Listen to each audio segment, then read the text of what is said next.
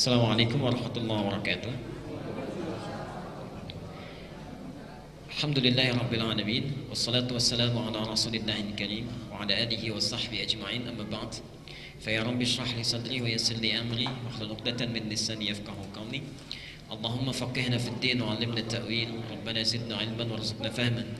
Wa qala ta'ala ya ayyuhalladzina amanu taqullaha haqqa tuqatih wa la tamutunna illa wa antum muslimun.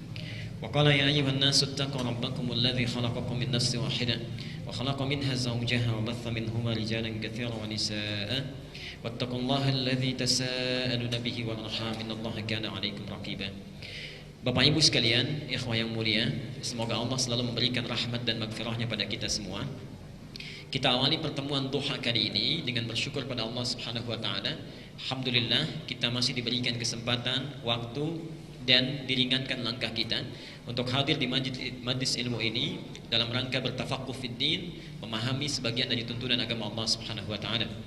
Kita awali dengan bermohon kepada Allah, semoga siapapun yang berada di sini diberikan kemuliaan oleh Allah sesuai yang dijanjikan oleh Nabi sallallahu alaihi wasallam dalam sabdanya tercantum dalam hadis riwayat At-Tirmidzi nomor hadis 2858. Perhatikan bagaimana Rasulullah sallallahu alaihi wasallam memuliakan para penuntut ilmu. Man salaka tariqan yaltamisu fihi ilman sahhalallahu lahu tariqan ilal jannah. Man salaka tariqan, siapa yang menyiapkan dirinya untuk menempuh satu jalan, yaltamisu fihi ilman, untuk belajar sebagian dari tuntunan agamanya, walaupun hanya sedikit saja. Walaupun hanya sedikit saja. Entah itu satu ayat, entah itu satu hadis. Karena hadis ini nanti disampaikan pada kita oleh seorang yang jalan kaki dari Madinah ke Syam. Sekarang wilayah Syria kurang lebih. Jalan kaki dari Madinah ke Syam untuk mendapatkan satu hadis saja. Karena ada info sahabat yang punya hadis tinggalnya di Syam. Beliau jalan kaki, belum ada kendaraan, belum ada mobil, belum ada motor. Itu jalan kaki hanya untuk belajar mendapatkan satu hadis. Perhatikan apa yang disampaikan oleh Nabi balasannya. Sahhalallahu lahu tariqan ilal jannah. Maka Allah akan ringankan, mudahkan langkahnya menuju surga. Bapak Ibu sekalian, ada dua makna yang besar di hadis ini. Yang pertama, itu motivasi kepada kita untuk selalu menambah wawasan dan ilmu kita dalam memperbaiki setiap kemampuan kita dalam menunaikan perintah agama. Dan ini motivasi yang sangat kuat. Orang yang tinggalnya jauh saja, jarak Madinah ke Syria, itu kalau pakai bis sehari semalam. Ini jalan kaki. Jalan kaki hanya untuk mendapatkan satu hadis. Antum sekarang yang tempatnya diletakkan di samping rumah kita, jauh pun ada kendaraannya. Kalau tidak sepeda ada motornya. Kalau tidak motor ada mobilnya. Tidak ada bisa kita tempuh dengan cara yang lain. Belum juga tersentuh dengan semua fasilitas itu untuk mau sekedar belajar satu huruf saja dari Al-Quran atau satu hadis saja yang bisa kita ketahui maknanya. Dengan semua fasilitas itu belum tersentuh, dengan cara apa lagi Allah mesti memfasilitasi kita untuk mau memperbaiki keadaan agama kita. Yang kedua, ini yang paling penting. Yang dimaksud hadis ini, yang ringan langkahnya ke surga, itu bukan orang yang rajin ikut taklim. Hari ini ikut di sini, jam sekian ikut di B, jam sekian ikut di C dan sebagainya. Subhanallah. Bukan itu yang dimaksudkan lewat hadis ini. Yang dimaksud hadis ini, orang yang ikut taklim disebut kalimatnya dengan bukan thalabul ilmi di hadis ini ya. Bukan juga dengan ta'allum, tapi disebut dengan tafaqquh. Okay? Tafaqquh fid din istilah Qur'annya. Tafaqquh fid din istilah Qur'annya di At-Taubah surat ke-9 ayat 122. Falaula nafara min kulli firqatin minhum ta'ifatun liyattafaqqahu fid din. Oke. Fikih dengan ilmu itu lain. Fikih dengan ilmu itu lain. Kalau ilmu ta'allum, ya, ta'allum itu sekedar mendapatkan informasi saja. Mau paham, mau tidak itu terserah. Mau paham, mau tidak, terserah. Yang penting mendapatkan informasi, kita serap, kita dapati, mau dipahami, mau tidak, mau diamalkan, mau tidak, itu kembali kepada kita. Ya. Tapi kalau fikih itu lain. Fikih itu memiliki arti setidaknya paham apa yang dengan apa yang diterima, faham atas apa yang didapatkan, mengerti dengan apa yang didengarkan. Jadi Al-Quran menyebut pembelajaran kita ini bukan dengan ilmu, tapi dengan fikih, tafaqquh. Bukan ta'allum, tapi dengan tafaqquh, ingin memberikan kesan bahwa ta'lim itu, pengajaran itu, majlis ilmu itu jangan hanya menjadi transfer ilmu dari ustadz kepada yang mendengar, Tapi siapapun yang datang, siapapun yang menyimak, siapapun yang mengikuti, itu harus mengerti, harus paham dengan setiap kata bahkan huruf yang dituturkan. Jadi antum ke sini, jangan sampai keluar dari sini, dari masjid ini tidak mengerti satu huruf pun dari apa yang disampaikan. Itu yang diinginkan oleh Quran. Nah, inilah yang membuat kita akan ringan langkahnya ke surga. Kenapa? Karena orang yang mengikuti majlis ilmu, paham tentang ketentuan agamanya, dia bisa bedakan mana yang halal, mana yang haram. Dia mengerti mana yang benar, mana yang keliru. Dia paham ini yang sunnah, ini yang bid'ah. Dia mengerti ini yang harus dilakukan, ini yang harus ditinggalkan. Dengan mengerti itu, dia tinggalkan yang haram, dia kerjakan yang halal.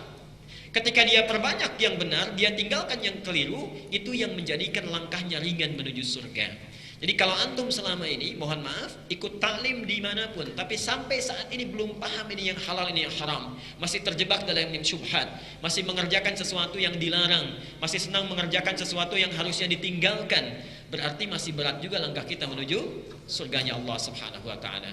Karena itu Bapak Ibu sekalian, duha ini kajian khusus pekan yang kelima. Saya pun baru dihubungi tadi malam untuk hadir di sini. Maaf kemarin siang jam 2 ya, dan baru diputuskan jam 5 sorenya. Baik. Hari ini kita akan khusus membahas satu pembahasan yang tiap hari ibadahnya kita kerjakan, tapi boleh jadi sekian ribu kali kita mengerjakannya, apa yang kita tunaikan itu belum kita pahami dengan baik, sehingga hasil dan manfaatnya tidak bisa kita raih dalam kehidupan kita. Topik kali ini kita akan bahas seputar ibadah salat. Seputar ibadah salat, lebih tepatnya tuntunan salat dalam Al-Quran dan Sunnah. Tuntunan salat dalam Al-Quran dan Sunnah. Kita akan bagi 2 sesi. Hari ini kajian pengantarnya, dan insya Allah nanti akan ada 1 sesi lagi di hari Sabtu, hanya belum ditentukan waktunya. Itu kajian prakteknya. Di hari ini kajian pengantar persiapan salatnya. Nanti insya Allah pertemuan selanjutnya praktek salatnya, dari mulai takbir sampai dengan salam. Bagaimana sifat salatnya Nabi, bagaimana Rasulullah mencontohkannya, seputar gerakan dan bacaan salat, perdebatan seputar itu dan sebagainya, dari salam sampai dengan takbir. Insyaallah nanti materinya sudah saya siapkan, dan ini boleh dikopi oleh siapa saja, ya, tak terbatas, ya silahkan, dan tidak ada sesuatu hal terkait dengan ini. Semuanya boleh mendapatkan, disebarkan dan mendapatkan ilmu di situ dengan baik. Bapak Ibu sekalian, insyaallah kita mulai kajian kita. Salat disebutkan dalam Al-Quran, termasuk dalam hadis Nabi SAW, sebagai ibadah yang sangat penting. Sebagai ibadah yang sangat penting. Saking pentingnya disebut oleh Nabi, salat itu tiangnya agama. As-salatu imaduddin. Salat itu tiangnya agama. Muncul pertanyaan, kenapa salat begitu diistimewakan dari setiap amal rukun Islam yang lainnya? Rukun Islam ada 5. Yang pertama, orang masuk Islam dulu dengan syahadat. Syahadu anna ilaha illallah, kemudian syahadu anna Muhammad Rasulullah. Ingat ya, syahadatnya satu paket, bukan asyhadu anna ilaha illallah saja. Di asyhadu anna ilaha illallah, kemudian syahadu anna Muhammad Rasulullah. Ketika kita mengatakan asyhadu anna ilaha illallah, ya Allah, saya berkomitmen dan bersaksi menjadikan Engkau satu-satunya Tuhan yang layak untuk saya sembah. Ketika komitmen itu ada, diuji oleh Allah. Saya ingin tahu sejauh mana komitmenmu. Diberikanlah kita tuntunan, diuji dengan menunaikan syariat namanya. Syariat itu tata cara ibadah kita. Ya. Jadi ada akidah, ada syariat. Diuji satu dengan salat. Karena itu rukun Islam kedua apa? Salat. Diuji kemudian kedua dengan zakat. Diuji dengan puasa. Diuji dengan haji dan umrahnya. Nah, sekarang ujian ini dicantumkan semuanya di Quran. Contoh, perintah salat pertama kali di Quran itu ada di Al-Baqarah ayat 43. Wa aqimus shalah wa atuz zakah warka'u ma'ar raki'in. Tadi tilawahnya saya dengar masih sudah sampai ayat 64 ya. Tadi barusan saya mau masuk itu sudah ayat 64. Di 43 itu perintah pertama untuk salat. Wa aqimus shalah, dan dirikanlah oleh kalian salat. Nah, Allah uji kita dengan salat. Sekarang kita tanya, mohon maaf, bagaimana caranya salat? Ada tidak cara takbir di Quran? Tidak ada. Ada tidak caranya ruku di dalam Al-Quran? Tidak ada. Karena itu syahadat yang pertama diikat oleh yang kedua, jadi paketnya, paket pelengkapnya. Wa asyhadu anna Muhammadar Rasulullah. Dan saya berkomitmen bahwa Muhammad itu adalah utusan Allah Subhanahu wa Ta'ala yang fungsinya menerangkan tentang tugas-tugas wahyu. Artinya apa? Kalau Allah berikan perintah, ikuti bagaimana Rasulullah mengajarkannya. Bagaimana Rasulullah menuntunnya? Jelas ya? Karena itulah semua yang 4 turunan ini tidak mungkin kita lakukan kecuali sebagaimana Rasulullah menuntun dan mencontohkannya. Karena itu terkenal dalam istilah hadis kita, seorang yang menunaikan ibadah tanpa pernah diberikan tuntunan dan contoh dari Nabi, fahuwa mardudun, tertolak karena tidak sesuai dengan petunjuk Rasulullah SAW. Jelas sampai sini? Baik. Karena itu saking pentingnya mengikuti Nabi, langsung oleh Allah dimasukkan dalam ayat yang penting di Ali Imran surat ketiga ayat 31. Bahkan disebutkan mengikuti Nabi itu di antara bukti cinta kita kepada Allah Subhanahu wa taala. Qul in kuntum tuhibbunallaha fattabi'uni. Katakan Muhammad, kata Allah, jika kalian benar-benar mencintai Allah, qul in kuntum tuhibbunallah, jika kalian benar-benar mencintai Allah, diawali dengan kata kuntum. Padahal Allah bisa mengatakan qul in tuhibbullaha, tapi diawali dengan kuntum untuk menegaskan jika benar-benar cinta pada Allah. Karena ada orang yang mengatakan cinta saja, tapi tidak komitmen dengan cintanya, tidak serius. Qul in kuntum tuhibbunallah, katakan jika kalian benar-benar mencintai Allah, fattabi'uni, maka ikutilah Rasulullah, ikuti aku, Nabi maksudnya. Bagaimana Nabi salatnya, bagaimana Nabi puasanya, bagaimana Nabi zakatnya, bagaimana Nabi haji dan umrahnya, begitu dalam setiap aktivitasnya. Ini bagian pertama. Dan yang kedua, lihat surat Yasin. Seringkali kita baca tapi seringkali tidak kita gali maknanya. Yuk ayat ketiganya, Yasin wal Qur'anil Hakim innaka laminal mursalin. 3, innaka laminal mursalin. Apa fungsi yang ketiga ini? Ayat keempatnya, setelah innaka laminal mursalin ada siratim mustaqim. Muhammad, engkau rasul yang diutus, syahadu anna Muhammad Rasulullah, innaka laminal mursalin. Apa tujuan fungsi itu? Perhatikan kalimatnya, ala siratim mustaqim, engkau berada di dalam jalur yang tepat, yang lurus. Artinya orang yang mengikuti Nabi itu hidupnya akan mudah, akan lurus. Sebaliknya bila tidak sesuai dengan Nabi, maka kecenderungan hidup kita akan sulit dan tersesat dalam menjalani kehidupan kita. Jelas sampai sini? Nah, karena itu Bapak Ibu sekalian, apa hubungannya dengan sholat? Karena tadi disebutkan di dalam rukun Islam kita, semua tataran ibadah syariat itu harus sesuai dengan Nabi. Maka orang yang sholatnya tidak sesuai dengan tuntunan Rasulullah, tidak sesuai dengan petunjuk Al-Quran, kemungkinan besar tidak akan mendapatkan manfaat dari sholatnya, sehingga tetap kesulitan dialami dalam kehidupannya. Karena itu saya ingin antarkan dulu apa manfaat sholat yang bisa kita dapatkan dalam kehidupan di dunia, di alam barzah, dan nanti di akhirat saat kita dihisab oleh Allah Subhanahu wa taala. Bapak Ibu sekalian, di dalam Al-Quran, setidaknya Allah menyampaikan langsung bahwa ada 5 hal. Sekali lagi, ada 5 hal yang akan diberikan oleh Allah pada orang yang sholat. Sekali lagi, ada 5 hal yang akan diberikan oleh Allah pada orang yang sholat, yang sholatnya ditunaikan sesuai dengan tuntunan Al-Quran dan Sunnah, yang sholatnya ditunaikan sesuai dengan ketentuan Al-Quran dan Sunnah. Yang 5 hal ini tidak akan mungkin diberikan pada orang yang tidak sholat. Sekali lagi, 5 hal ini tidak mungkin diberikan pada orang yang tidak sholat, atau orang yang sholat tapi sholatnya tidak sesuai dengan tuntunan Al-Quran dan Sunnah. Hati-hati ya. Jadi 5 hal ini tidak akan diberikan pada orang yang tidak sholat, atau orang yang sholat tapi sholatnya tidak sesuai dengan ketentuan Al-Quran dan Sunnah. Baik. Sekarang mari kita lihat apa saja yang 5 ini. Nomor 1 kata Al-Quran, dalilnya buka surah Al-Ankabut surat 29 ayat 45. Allah berjanji dalam ayat ini, di surat ini, surah 29 Al-Ankabut ayat 45. Perhatikan janji Allah di sini. Allah berjanji siapapun yang sholat dengan benar itu akan dijadikan sebagai orang yang berkepribadian baik. Singkatnya, orang sholat pasti baik.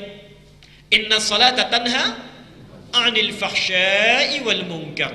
Sungguh salat yang dilakukan dengan benar itu. Lihat kalimat Qur'annya ya. Saya tuliskan di sini kalimat Qur'annya.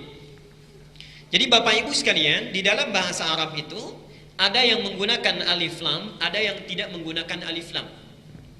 Kalau dalam ilmu bahasa Arab disebut dengan nakirah dan ma'rifah ya. Salat gini. Oke. Ada yang pakai alif lam, as-salat. Perhatikan di sini.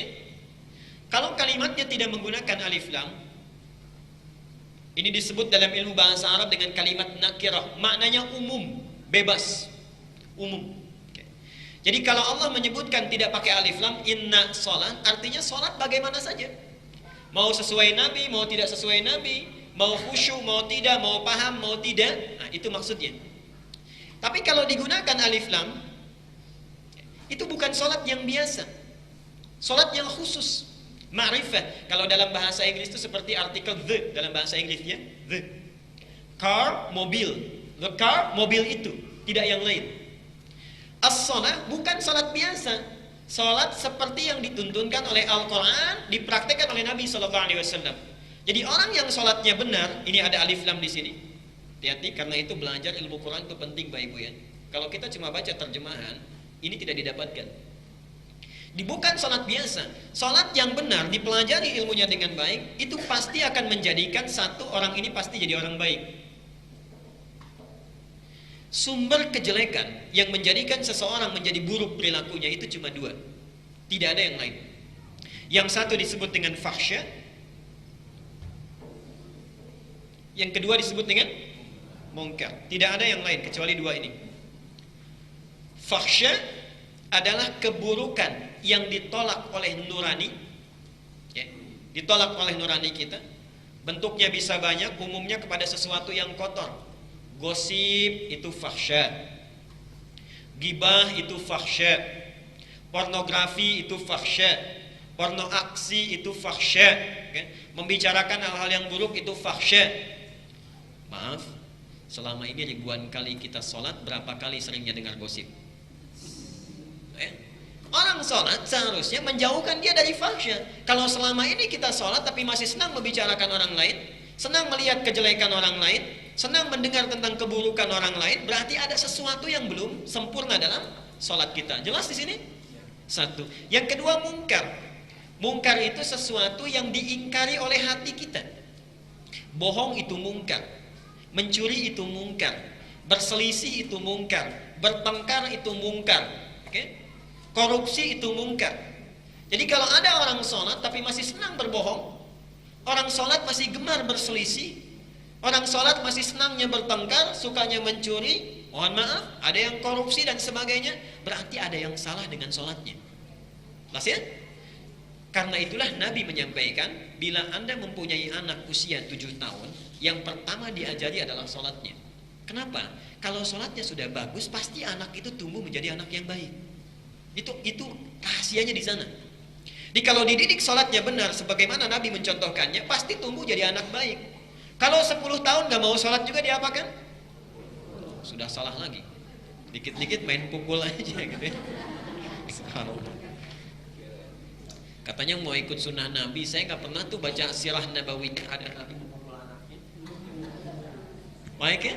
Hasan Hussein, Nabi sedang sujud, naik ke punggungnya, apa tiba-tiba berhenti dipukul dulu? Kan tidak ya? Malah diteruskan kan sujudnya. Ayo lihat ke sini ya. Ini persoalan kita ini. Banyak istilah yang sampai ke Indonesia tiba-tiba jadi berubah. Daraba itu punya dua arti. Asal kata daraba itu bukan memukul. Daraba itu artinya membuat contoh yang menjadikan kita paham. Membuat contoh yang menjadikan kita paham. Okay. Al-Baqarah ayat 26. Ayo. Yang bisa acungkan tangan. Kalau nggak bisa nunduk aja. Tadi sudah sampai 64. Innallaha la yastahyi ay yadriba mathalan ma ba'udatan fama fawqaha daraba yadrib. Allah tidak pernah malu untuk membuat perumpamaan yang menjadikan kita paham, mengerti, memberikan contoh yang membuat kita mengerti, walaupun itu harus ditunjukkan dengan nyamuk. Jadi doroba itu tidak harus memukul, asalnya memberikan pengertian contoh sehingga kita bisa paham. Jelas ya? Baik. Nah, dalam hadis itu disebutkan, bila anak 10 tahun tidak mau sholat, berikan dia contoh pelajaran yang membuat dia mengerti. Dan memberikan pelajaran tidak harus memukul. Tidak harus memukul, kurangi uang jajannya, simpan makanan kesukaannya, di training di kamar mandi 5 menit, bisa. Tidak harus dengan memukul, sehingga dia mengerti kenapa saya tidak boleh menunaikan Sholat tidak sesuai dengan contoh atau meninggalkan sholat sama sekali. Jelas sampai di sini? Baik. Kalau tabiat orang Arab, memang di Arab itu sampai sekarang kebiasaannya kalau ingin memberi contoh itu ringan tangannya. Tangannya ringan, karena mereka hidup di medan yang berat, pindah-pindah, ada Sahara dan sebagainya. Jadi kalau anak rewel sedikit saja, tidak tanya-tanya, tak gitu ya, baik, ikut lagi dan sebagainya. Jelas sampai sini? Baik, itu satu. Jadi poin yang terpenting, kenapa diajarkan sejak dini sholat? Karena orang sholat itu pasti jadi orang baik. Satu. Yang kedua, pindah ayatnya. Quran surat 70 ayat 19 sampai dengan 23, Al-Ma'arij. Quran surat 70 ayat 19 sampai 23. Allah menyampaikan kesan di ayat ini, orang kalau sholatnya benar, itu pasti akan terbebas dari kegelisahan hidup yang dirasakan. Bahasa anak mudanya sekarang, tidak akan galau. Jadi kalau orang sholatnya benar, pasti tenang, tidak gelisah. Tenang, sulit gelisah. Lihat ayatnya, innal insana khuliqa halu'a. Sungguh manusia tercipta dengan pembawaan yang seringkali gelisah, tak tenang. Apa cirinya? Idza massahu syarru jazua. Kalau ditimpa kesulitan segera curhat, berkeluh kesah, cerita sana sini, dekat rajin ibadahnya. Orang kan uniknya sekarang kepanasan aja udah bikin status, gerah katanya tuh. Udah keluar. Dan uniknya nanti wa idza massahul khairu manu'a. Kalau diberikan kebaikan pelit dia. Ini sindiran dari Allah. Ada tipikal orang yang kalau sedang susah itu rajin curhatnya sama Allah. Tahajudnya naik, yang gak biasa tahajud tiba-tiba tahajud, yang gak biasa saum sunnah tiba-tiba siam sunnah, tiba-tiba tilawah Quran. Lagi sulit, tapi kalau sudah diberikan kesulitannya, selesai dia, tinggal datang kebaikan-kebaikannya, pelit. Apa? Ditinggalkan ibadahnya. Tahajudnya sudah gak ada lagi, baca Qurannya jarang lagi, kan? Zakat yang 10.000, zakat mal itu tertinggal selama sebulan, zakat mall 10 juta habis dalam 1 jam. Lupa. Illal musallin, kecuali orang yang sholatnya benar. Alladzina hum 'ala shalawatihim da'imun, yang konsisten dengan sholatnya. Jadi ciri orang sholat, dia sulit ataupun senang, itu hatinya itu gembira saja, gak ada persoalan. Alhamdulillah ya Allah, Engkau berikan aku saat ini kesulitan, sehingga dengan itu saya menjadi sabar. Alhamdulillah ya Allah, Engkau uji aku dengan harta yang bertambah, sehingga dengan itu aku semakin bersyukur. Jadi keadaan dia senang atau tidak senang, hatinya tetap tenang. Nomor 3, Allah berjanji dalam Al-Quran, pada orang yang sholatnya benar ditunaikan, maka, sekali lagi ya, maka bila dia memiliki kesulitan dalam aktivitas hidupnya, ini janjinya, Allah akan membebaskan, melepaskan setiap kesulitan yang dialami. Sekali lagi, Allah akan melepaskan setiap kesulitan yang dialami, plus diberikan rizki yang melimpah tak bertepi. Ini baru gelisah, belum sulit. Nomor 3, Allah berjanji akan melepaskan setiap kesulitan yang dialami, plus diberikan rizki yang melimpah tak bertepi. Dalilnya Quran surat 65 At-Talaq, 65 At-Talaq ayatnya 2 dan 3. Tafsir di ayat ini ditafsir di Quran surah Al-Baqarah. Jadi ada 2 surah, ayatnya sama, ayat 2 dan 3. Quran surah At-Talaq 65 ayat 2 dan 3. Perhatikan kalimatnya. Wa may yattaqillaha yaj'al lahu makhraja. Siapa yang berusaha takwa kepada Allah akan dilepaskan dari segala kesulitan hidup yang dialami. Diberikan jalan keluar. Wa yarzuqhu min haitsu la yahtasib. Tidak cukup dengan itu saja. Dia akan diberikan rezeki yang begitu melimpah tak bertepi. La yahtasib, tidak terukur. Jadi uniknya ini, kalau perlu ada lagi, kalau butuh ada lagi, kan? Subhanallah, yang enak kan begitu Pak ya, pas butuh ada. Kalau kita punya mobil, mobil ada, begitu mau dipakai bensin nggak ada, kan nggak enak, baik kan? Nah, orang ini diringankan kesulitan hidupnya, pas butuh selalu ada. Siapa dia? Tafsirnya ada di Al-Baqarah ayat 2 dan 3. Dzalikal kitabu la raiba fihi hudal lil muttaqin. Tadi kita bertanya siapa orangnya? Tadi wa may yattaqillah, dia berusaha, orangnya disebut muttaqin. Siapa orang muttaqin itu? Alladzina yu'minuna bil ghaib wa yuqimunas shalah. Yang salatnya sempurna ditunaikan. 4, kita cepat. Baik, 4. Orang yang sholatnya benar, ditunaikan sesuai tuntunan Al-Quran dan Sunnah, ada janji diisyaratkan dalam Al-Quran. Nanti kita akan bahas ya.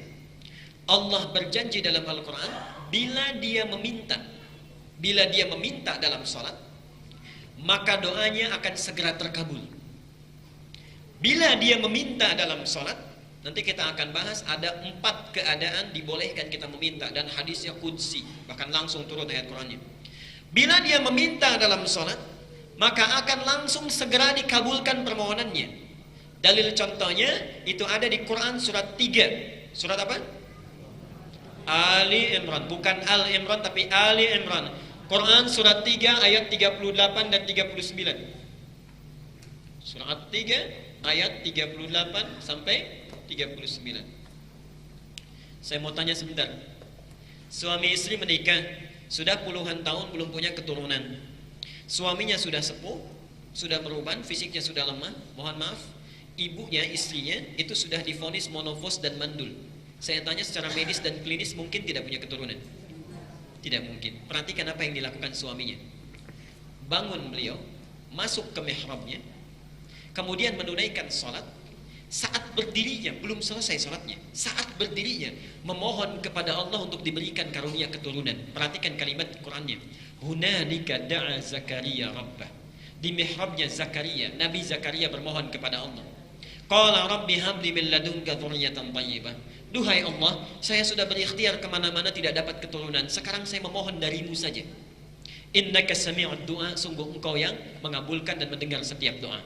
Perhatikan bagaimana Allah menjawabnya. Itu dipanjatkan dalam sholat, padahal sebelumnya ikhtiar. Jadi lihat Maryam ada di mihrabnya, diberikan rezeki tak terbatas oleh Allah di ayat 37-nya. Zakaria meniru, membuat mihrab di rumahnya, lalu sholat. Perhatikan, saat sholatnya masih berdiri dalam sholatnya, ayat 39-nya. Fanadathul malaikatu wa huwa qa'imun yusalli fil mihrab annallaha yubashshiruka bi Yahya. Tiba-tiba turun malaikat, itu baru berdoa, belum selesai sholatnya. Selesai doanya, turun malaikat. Karena itu kalimat Qur'annya menggunakan fa. Beda antara fa dengan wa, itu lain. Ada fa, ada wa, itu lain. Ada satu lagi thumma. Ada thumma. Saya katakan misalnya begini ya, contoh. Dhahaba Ali wa Ahmad ila masjid. Ali dan Ahmad pergi ke masjid. Kalau menggunakan kalimat waw, itu bisa berarti Ali dulu, kemudian Ahmad di belakangnya. Jelas ya? Baik. Ali dulu, baru Ahmad di belakangnya. Ada jeda waktu atau kemungkinan bersamaan. Kalau pakai thumma, itu artinya ada jarak. Dhahaba Ali ila al-jami', thumma Ahmad. Ali pergi ke masjid, kemudian Ahmad. Maksud thumma ini artinya nyusul dari belakang, ada jarak. Mungkin Ali pergi duluan, setelah 1 jam Ahmad nyusul. Tapi kalau kalimatnya menggunakan fa, itu artinya tidak ada jeda. Dhahaba Ali fa Ahmad. Ali pergi, fa Ahmad, lantas Ahmad. Jadi begitu Ali pergi, Ahmad langsung pergi. Kalimat Quran di sini tidak menggunakan wa, tidak menggunakan thumma, digunakan fa. Begitu Zakaria meminta, langsung malaikat turun. Fanadathul malaikatu wa huwa qa'imun yusalli fil mihrab. Selesai dia berdoa, tiba-tiba malaikat langsung turun, Mikhail, menyampaikan kepadanya, dia menyeru, annallaha yubashshiruka bi Yahya. Subhanallah, Allah memberikan engkau berita gembira, engkau akan punya anak. Bukan sekedar anak, langsung namanya dari Allah, Yahya. Apa artinya Yahya? Hidup. Yang mustahil menurut manusia, lahir dari rahim perempuan yang monofos dan mandul, bayi yang hidup, kata Allah engkau hidup. Kapan itu terjadi? Wa huwa qa'imun yusalli fil mihrab. Beliau itu masih berdiri dalam salatnya belum selesai. Dan nanti kejadian ini itu akan diabadikan, diberikan rahmatnya kepada umat Muhammad. Nanti kita akan bahas rahasia Al-Fatihah di antaranya. Saat kita sedang membaca iyyaka na'budu wa iyyaka nasta'in, itu Allah sedang menunggu di hadis qudsinya, wali abdi ma sa'ala. Hambaku, kamu butuh apa? Aku kabulkan sekarang. Nanti kita akan lihat. Dan salat itu bukan hanya zaman Nabi Muhammad saja. Zaman Nabi sebelumnya sudah ada. Musa sudah ada salat, Isa sudah ada salat, Zakaria sudah ada salat, ya. Cuma syariatnya, cara salatnya berbeda. Dulu belum ada sujudnya, kita ada sujudnya. Dulu cuma sampai rokok berdiri kemudian selesai. Kita ada sujudnya. Nanti kita bahas lain waktu. Jelas sampai sini? Jadi sholat yang dimohonkan, doa yang dimohonkan dalam sholat, nanti ada 4 rahasia, 4 tempat berdoa dalam sholat. Bila kita benar gunakan itu, Allah segera mengabulkan doa kita bila benar cara menunaikannya. Terakhir yang kelima, Allah berjanji di dalam Al-Quran, orang yang sholatnya benar ditunaikan sesuai dengan tuntunan Al-Quran dan Sunnah Nabi SAW, maka dijanjikan oleh Allah bila dia, sekali lagi lihat ya, bila dia masih beraktivitas dalam pekerjaan, akan disukseskan pekerjaannya, dibahagiakan hidupnya.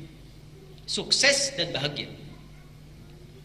Sukses dan bahagia. Dalilnya langsung surat ke-23. Surat apa? Al-Mu'minun. Quran surat 23 Al-Mu'minun ayat 1 dan 2. Qad aflahal mu'minun. Qad aflahal mu'minun. Sungguh jangan ragu, orang mukmin itu pasti sukses dan bahagia. Jadi di Quran itu ada kata fauz. Kalau fauz sukses saja, terulang 29 kali dalam Al-Quran. Yang kedua ada falah. Kalau falah dalam bahasa Inggris ini bukan happy tapi sukses. Oke. Falah. Qad aflahal mu'minun. Sungguh jangan ragu, jangan ragu. Orang mukmin itu kata Allah, kalau dia benar-benar beriman, pasti sukses dan bahagia. Jadi seharusnya setiap mukmin itu dia sukses dan bahagia. Awas ya, kata ini memberikan kesan bahwa dalam hidup ada orang yang cuma sukses saja tapi tidak bahagia. Saya saat tinggal di salah satu tempat, tidak perlu saya sebutkan, itu subhanallah banyak orang yang penghasilannya besar, ya, ada ratusan juta, ada miliaran dan sebagainya, tapi hidupnya nggak bahagia, tersiksa dengan pekerjaannya, tiap detik hampir selalu dengan pekerjaan, keluarga tidak terperhatikan, anak-anak terabaikan dan sebagainya. Dia sukses tapi tidak bahagia, kaya tapi gelisah.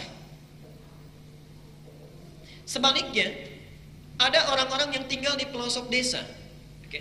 Subhanallah, saya kunjungi beberapa tempat di Indonesia, itu ada Bapak Ibu sekalian, satu daerah yang penghasilannya itu cuma 5.000 sebulan. 5.000 sebulan. Bayangkan. Tapi uniknya, 5.000 ini mereka masih bisa iuran untuk bangun masjid, sekarang jadi musola. Maaf, dulunya musola sekarang jadi masjid.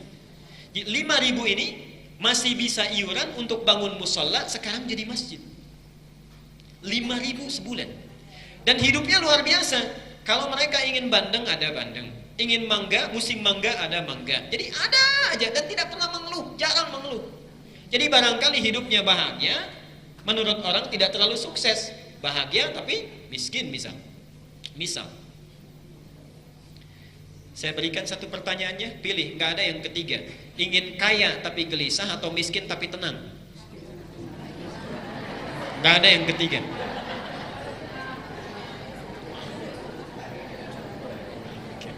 Kaya tapi gelisah atau miskin tapi tenang? Kaya tapi tenang, baik. Gak apa-apa, memang dipaksa juga akan susah ya?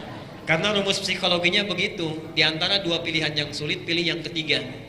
Dan Allah maha mengerti tentang tabiat makhluknya. Karena itu diturunkan satu ibadah yang bila dilakukan dengan benar, Quran mengatakan qad itu harus yakin, jangan ragu. Dia akan sukses, bahagia, dia kaya sekaligus tenang. Apa itu? Alladzina hum fi salatihim khashi'un, ayat keduanya. Karena itu khusus untuk para ayah, perhatikan ya. Satu-satunya kalimat yang dalam ibadah diulang-ulang 5 kali sehari untuk mengingatkan, itu cuma sholat. Tadi apa? Qad aflahal. Lihat kalimat falah ini diperdengarkan kepada kita 5 kali dalam sehari. Dalam azan itu setelah hayya 'alas shalah apa? Hayya 'alal falah. Allah sudah mengingatkan, ayo sini sholat, kamu akan sukses dan bahagia. Tapi kadang-kadang kita nggak yakin. Coba saya tanya ya, kalau Bapak misalnya sedang sibuk ini, ada proyek ditangani 5 miliar, tiba-tiba azan, diteruskan proyeknya atau sholat dulu? Atau ibu nggak usah jauh-jauh, ibu sedang ada informasi di Grand Mall diskon 95%, dipanggil sholat, diteruskan ke sana atau sholat dulu? Nggak yakin saya. Kita nggak yakin. Padahal Allah mengatakan harus yakin. Qad aflahal mu'minun. Hayya 'alas shalah, hayya 'alal falah. Karena itu dinamakan dengan azan. Apa artinya azan? sudah keliru lagi.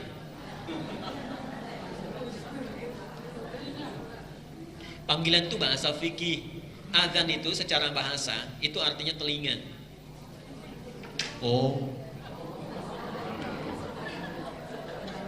Lihat sini, dari kata uzun asalnya, uzun. Uzun itu telinga, jamaknya adzan. Kenapa disebut dengan adzan? Karena kalimat ini satu-satunya kalimat yang pasti didengar oleh orang yang punya telinga. Perhatikan, kalau Mesir adzan, selesai adzan, itu Libya adzan. Libya selesai adzan, Tunisia adzan. Tunisia selesai adzan, Aljazair adzan. Maroko adzan, Italia adzan, Prancis adzan, Spanyol adzan. Ternyata lafaz adzan itu 24 jam tidak pernah berhenti di muka bumi ini. 24 jam. 24 jam. Subhanallah, Bapak Ibu pernah coba googling ya. Ada seorang reporter yang menangis itu ketika melihat adzan, mendengar adzan. Di seluruh pelosok itu adzan semuanya, tidak ada yang tidak. Jadi bahkan ada di Australia itu, di Australia pernah ada seorang masuk Islam hanya karena dengar adzan subuh. Ini mohon maaf Pak ya, kadang-kadang hidayah Allah, Ibu, itu bisa tiba tanpa kita duga. Mahal hidayah itu. Pernah dengar kisah sebentar, ada seorang pemuda di San Francisco di Amerika. Beliau tinggal di flat dengan seorang muslim. Jadi dua orang mahasiswa tinggal di sana, satu muslim yang satu Kristen. Yang muslim ini kebetulan sedang keluar belanja. Dia membuka channel Masjidil Haram di Mekkah. Biasanya channel pertama itu kan di sana ya, salat di Mekkah itu. Saat ditinggal, yang non muslim ini duduk di depan TV-nya, dia lihat. Saat duduk itulah dia kembali si orang Islam tadi. Lalu Islam bertanya, sederhana saja. Kata beliau, menurut kamu ada berapa orang yang ada di situ di Masjidil Haram saat itu? Kata anak muda yang non muslim ini, dia katakan ini kurang lebih 500.000 lah. Apa jawabnya? Tidak. Kapasitasnya mampu menampung 3,5 juta orang. 3,5 juta orang. Lalu disampaikan pertanyaan kedua, perhatikan ya kalimatnya. Menurut kamu berapa lama yang dibutuhkan untuk mengatur 3,5 juta orang supaya mereka bisa rapih dalam saat yang bersamaan? Perhatikan apa jawabnya. Kata orang ini, saya kira butuh beberapa hari. Saya kira butuh beberapa hari.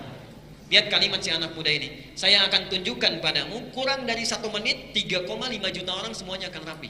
Kurang dari 1 menit. Perhatikan katanya, selesai itu kan ada iqamah ya, Allahu Akbar, semua diam. Imamnya kebetulan waktu itu Syekh Sudais, Abdul Rahman Sudais, berbalik, staw ini, staqimu. Semua yang tadinya beraktivitas tiba-tiba diam. Lalu kawan ini mengatakan pada temannya, tidak sampai 2 detik sudah diam katanya. Lalu ketika bertakbir, Allahu Akbar, semua takbir itu. Tidak sampai 1 menit semua sudah takbir. Saya katakan padamu tadi kurang dari 1 menit semua akan rapi. Apa jawab teman yang tadi? Tunjukkan bagaimana caranya saya masuk Islam. Karena ini pasti bukan agama rekayasa manusia. Tunjukkan bagaimana caranya saya masuk Islam. Itu sedang nonton sholat Isya. Bayangkan orang yang belum masuk Islam nonton sholat Isya saja bisa masuk Islam. Antum yang sudah masuk Islam dipanggil sholat Isya. Baik ya. Karena itu hayal falah jarang kita dapatkan. Ya, jarang kita dapatkan. Nah, sekarang dari sini, yuk sekarang kita muhasabah dulu. Kita lihat diri kita dulu. Kita lihat diri kita. Berapa usia kita? Berapa banyak sholat yang telah kita tunaikan hingga detik tadi, di duha tadi. Taruhlah misalnya ribuan sholat telah kita lakukan. Sekarang kita lihat, apakah sholat yang sudah dilakukan sudah dapat melahirkan 5 hal yang dijanjikan oleh Allah tadi? Apakah sholat kita sudah menjadikan kita orang baik? Atau jangan-jangan baru keluar dari masjid sudah membicarakan orang lain? Minimal keluar dari sini ustadznya yang dibicarakan kan? Baik. Yang kedua, apakah sholat kita sudah menjadikan kehidupan kita lebih tenang? Atau jangan-jangan sholat tapi gelisah? Apakah kehidupan sholat kita sudah menjadikan manfaat dalam kehidupan kita? Pekerjaan kita berhasil, nyaman hidup kita. Atau jangan-jangan sukses di pekerjaan tapi antum tidak bahagia di keluarga? Dan yang terakhir, apakah sholat kita sudah membantu kita untuk mempercepat doa yang dikabulkan oleh Allah? Atau sampai saat ini, mohon maaf, doa kita seringkali tertunda. Kalau ada di antara kita, sholat belum mendapatkan 5 hal ini yang disebut oleh Quran minimal. Atau bahkan sholat sudah ribuan kali, tapi 1 pun belum didapatkan. Berarti ada yang keliru dan belum sempurna dalam penunaian sholat kita selama ini. Karena itulah Nabi saking inginnya Rasulullah itu, subhanallah, Bapak Ibu sekalian. Saya kadang-kadang suka tidak kuat kalau menyampaikan bagaimana kasih sayangnya Rasulullah. Saking inginnya umatnya bahagia, itu ingin dipastikan setiap orang Islam, umat beliau itu mendapatkan yang 5 itu. Karena itu beliau tegas mengatakan, "Shallu kama ra'aitumuni usolli." Ini rahasianya. Nabi mengatakan, "Sholatlah kalian persis seperti melihat aku sholat, jangan beda." Maksudnya apa? Bukan ingin membebani kita secara fikih, bukan. Tapi Nabi ingin memastikan setiap umat Islam harus mendapatkan yang 5 ini. Nabi ingin umatnya bahagia, Nabi ingin umatnya jadi orang baik. Tidak masuk akal ada orang paling jahat, paling sulit diatur, paling banyak melakukan tindakan kriminal di satu daerah, setelah turun perintah sholat jadi orang paling baik di dunia. Jadi orang paling baik di dunia yang bahkan diabadikan oleh Quran, hampir tidak ada lagi generasi seperti mereka. Allah. Saya mohon maaf ya, kalau kita tidak bisa menyamai sedikit seujung kukunya saja, maka jangan pernah kita mau mencelanya. Kalau tidak bisa menyamai seujung kukunya saja, maka jangan terbersit untuk mencelanya. Subhanallah. Bapak Ibu sekalian, sahabat itu diantara kemuliaannya, tidak ada rasa pelit, tidak ada iri dengki, tidak ada iri hati. Kalau misalnya kita lewat sekarang, saya lewat bapak misalnya Pak, kemudian saya lihat bapak pakai baju bagus, subhanallah, thawbuka jamil, ma'ajabat thawb, bagus sekali baju kamu, itu langsung dilepas dikasihkan. Langsung dilepas dikasihkan. Karena mereka tahu tidak mungkin dicapai puncak kebaikan sebelum menginfakkan apa yang paling disukai. Ali Imran 92, lan tanalul birra hatta tunfiqu mimma tuhibbun. Tidak mungkin mendapatkan albir. Albirun itu sifat-sifat puncak yang baik, albir.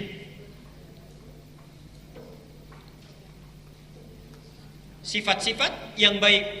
Kalau albirun ini sudah didapati melekat dalam diri seseorang, berubah namanya dari birrun menjadi mabrur. Dari sini ada istilah haji. Jadi haji mabrur itu adalah haji yang setelah dilakukan melahirkan kebaikan-kebaikan yang sebelumnya tidak didapati. Nah, ada cara di Quran, perhatikan caranya. Saya tawarkan, ada cara di Quran, perhatikan ya. Coba kalau saya berikan 2 tawaran. 1, Bapak Ibu haji tapi belum tentu mabrur. Atau pilih yang kedua, tidak haji, insya Allah sudah pasti mabrur. Pilih 1 atau 2. Gak ada yang ketiga kalau ini, serius. Haji belum tentu mabrur, tidak haji pasti mabrur. Pilih yang mana? Kedua ya. Baik. Awas yang paling kencang saya tes sendiri. Lan tanalul birra. Tidak mungkin kita mendapatkan birrun ini kalau sudah dapat namanya mabrur. Hatta tunfiqu mimma tuhibbun. Sampai bisa menginfakkan apa yang paling dicintai. Tadi saya contohkan untuk mendapatkan birrun ini menjadi mabrur, sahabat itu diantara kemuliaannya dipuji dia berikan. Tadi yang paling kencang nanti saya tes keluar, Pak bagus sekali mobilnya tuh. Mau nggak diinfakkan kalian? Oke. Hari Sabtu kemarin ada yang pegang handphone, dimajukan untuk merekam. Siap. Ketika saya tawarkan, siap diinfakkan, punya kantor Ustaz. Baik Bapak Ibu sekalian. Nah sekarang persoalannya, kita masuk lagi ke materi kita. Kalau kita tidak mendapati 1 di antara 5 ini, apa penyebabnya? Apa penyebabnya? Kita lihat di Quran ya, karena kajian kita insya Allah Quran Sunnah tidak keluar dari yang ini. Kata Al-Quran, penyebab orang tidak mendapatkan yang 5 ini, atau 1 di antara 5, itu penyebabnya hanya 2. Penyebabnya hanya 2. 1, kebanyakan orang sholat tidak khusyuk dalam sholatnya. 1, tidak khusyuk dalam sholatnya. Dalilnya ada di Quran surah Al-Baqarah ayat 45 dan 46. Catat dulu saja, kita terangkan. Dan yang kedua, ini mohon kita evaluasi ya dan introspeksi diri sekaligus. Kebanyakan orang sholat tidak paham, tidak mengerti apa yang dilakukan dan dibaca dalam sholatnya. Kebanyakan orang sholat tidak paham, tidak mengerti apa yang dibaca dan dilakukan dalam sholatnya. Tanyakan pada diri kita selama ini, apakah paham dengan bacaan rukuk kita, mengerti dengan bacaan sujud kita, paham dengan takbir kita dan sebagainya. Tidak paham dan mengerti bacaan dan gerakan sholat. Dalilnya sama Quran yang seperti sebelumnya, Quran 29 Al-Ankabut ayatnya sama persis 45. Quran surat 29 ayat 45. Kecelakaan kita kadang hafal tengah-tengah ayatnya tapi awalnya tidak dihafalkan. Potongannya lancar, tapi sebagiannya tidak dihafalkan, sehingga penafsirannya jadi keliru. Coba teruskan ayat ini. Inna sholata tanha anil fahsya. Awal ayatnya apa? Tuh. Padahal awal ayatnya itu kuncinya yang ini. Utslu ma uhiya ilaika minal kitab wa aqimis shalah. Baru inna sholata tanha anil fahsya'i wal munkar. Baik, sebentar ya, nanti kita uraikan. Bila kita tidak mendapatkan 5 yang dijanjikan tadi, kata Al-Quran persoalannya 2. Satu, tidak khusyuk dalam sholatnya. Yang kedua adalah tidak paham, tidak mengerti dengan bacaan dan gerakan yang dilakukan dalam sholat. Nah, kajian kita hari ini dan sesi selanjutnya nanti di Sabtu, tapi nanti Sabtunya akan ditentukan waktunya, itu hanya akan terfokus membahas 2 hal ini saja. Yes, ya? Baik. Untuk hari ini kita akan batasi, kita ambil yang ini saja, nomor 1. Sesi selanjutnya kita akan bahas yang ini, mengenai bacaan dan gerakan sholat dari mulai takbir sampai dengan salam. Dan nanti resumnya sudah saya sediakan. Kalau ingin mengcopy silakan, saya dengan senang hati memberikan. Baik. Jadi kita akan bahas yang ini dulu ya. Sampai jam berapa kita? Oh, jangan jam 12 ya. Harus sambung lagi ya. Baik. Ayo dibuka dulu Quran surah Al-Baqarah surat 2 ayat 45-46. Subhanallah, ini Qurannya sering kali hilang ya. Coba tilawah, nah sehari ambil 5 ayat. Ayo ikut yang sore ya, pada asar. Kalau punya waktu luang, kita ada kajian menghafal Quran. Oke, insyaallah.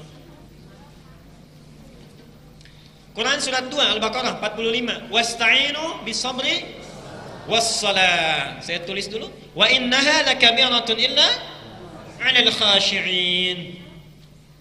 Perhatikan kalimatnya. Agak sabar ya, mohon bisa sabar. Saya agak menafsirkan sehuruf-sehuruf kadang. Wasta'inu bis-sabri was-salah. Oke. Perhatikan ke sini sebentar sebelum saya teruskan ayatnya. Wasta'inu, dan memohonlah pertolongan, mintalah bantuan setiap masalah yang kita hadapi. Di setiap manusia, dengan isyarat ayat ini, tidak mungkin ada orang yang hidup tanpa masalah. Setiap kita pasti punya masalah dengan kadar yang berbeda-beda. Kalau kita punya masalah, kata Allah, hadapi itu semua, minta tolong bisabri, satu dengan sabar. Ini menunjuk kepada ikhtiar. Dijalani dulu, ikhtiar dulu dengan sabar. Kalau kita punya persoalan, punya masalah, selesaikan ikhtiar, jalani dengan sabar. Contoh, kita punya anak sakit, ikhtiar dulu, pergi ke dokter, kan? Obati dulu, sabar di situ dan sebagainya. Bapak punya persoalan di kantor, ikhtiar dulu, selesaikan, jalani dengan sabar, jangan putus asa. Wassalah, nah ini poinnya. Dan juga dengan salat, tawakal, hubungkan diri kita dengan Allah.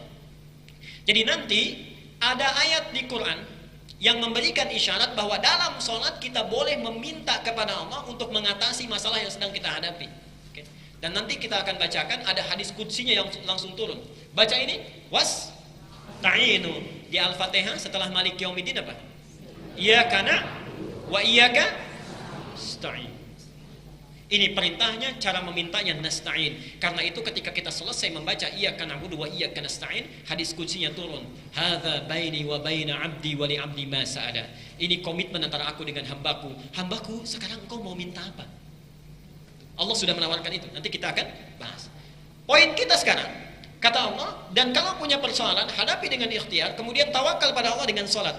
Poinnya, wa innaha lakabiratun illa 'alal khashi'in.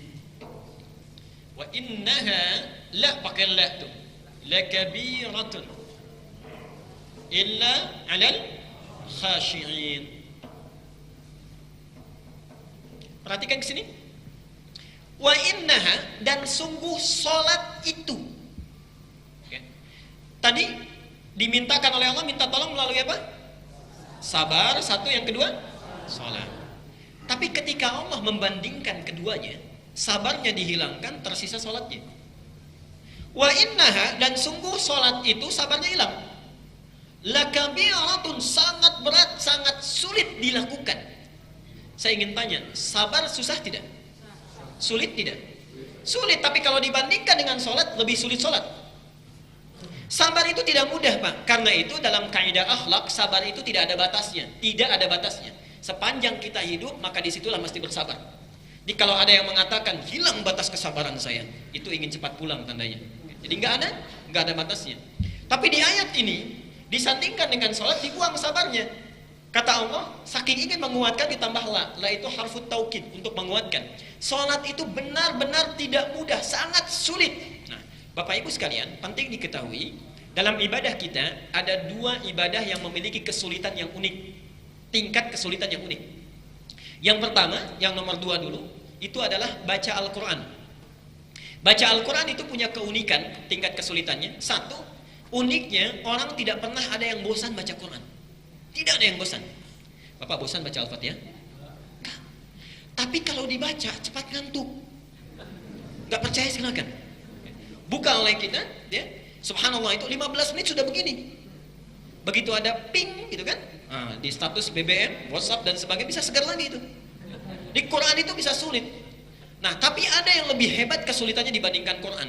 Itu ibadah yang dilakukan pada saat yang bersamaan bisa menjadikan yang ingat lupa, yang lupa jadi ingat. Pengalaman tuh, jawab. Tidak ada ibadah yang dilakukan pada saat yang bersamaan bisa menjadikan yang lupa itu ingat, yang ingat lupa. Sholat subuh berapa rakaat? Itu bisa jadi 3 itu kalau sendirian. Lupa kita. Di takbir, memang lisannya bertakbir Allahu Akbar, tapi pikirannya bisa kemana-mana. Ya Allah, tadi saya kesiangan sahur. Ya Allah, anak saya belum diantar. Karena itu syaitan sendiri mengatakan, hadisnya Al-Bukhari, babus sholat, di kitab sholat, bab Al-Bukhari, nomor hadis yang ke-6. Perhatikan, kalimat syaitannya langsung disampaikan. Saya akan menggoda orang yang sholat, ingat ini, ingat ini, ingat ini, sampai dia tidak sadar berapa rakaat sedang menunaikan sholat. Saya akan goda orang yang sholat untuk mengingat ini, ingat ini, ingat ini, sampai dia tidak sadar berapa rakaat sedang menunaikan sholat. Pernah mengalami itu? Ya. Sekarang lihat sini ya. Kata Al-Quran, ini tidak mungkin terjadi kecuali bagi orang yang khusyuk. Kalau orang khusyuk sholatnya menjadi ringan. Orang yang khusyuk sholatnya menjadi ringan. Pertanyaannya sekarang, apa itu khusyuk? Bagaimana cara melakukan khusyuk? Dan dalam pelaksanaan khusyuk itu seperti apa yang bisa kita lakukan dalam sholat kita? Oke? Bismillah.